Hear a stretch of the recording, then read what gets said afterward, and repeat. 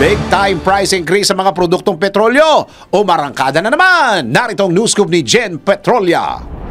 Kasado na ngayong araw ang big time price increase sa mga produktong petrolyo. Buena manong nagpatupad ng taas presyo ang Caltex kaninang alas 12:01 ng hating gabi, kung saan 2 piso at 80 sentimo ang dagdag sa kada litro ng gasolina. Piso at 30 sentimo naman ang aumento sa kada litro ng diesel, habang 45 sentimo naman ang taas presyo sa kada litro ng kerosene. Inilarga na rin ng mga kumpanyang Pilipinas Shell at Sea Oil ang kaparehong price adjustment kaninang alas 6 ng umaga. Gayon din ang mga kumpanyang Jetty Petroleum, Unioil at Petrogas maliban sa kerosene.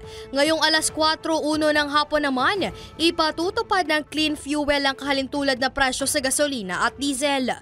Una nang sinabi ni Energy Director Rodela Romero na ang pagtaas sa presyo ng oil products ay bunsod ng pagbaba ng US crude stock sa gitna ng mataas na demand. Gayon din ang pagpapalabas ng stimulus package ng Chinese Central Bank para sa economic recovery na mayroon ding kinalaman sa demand.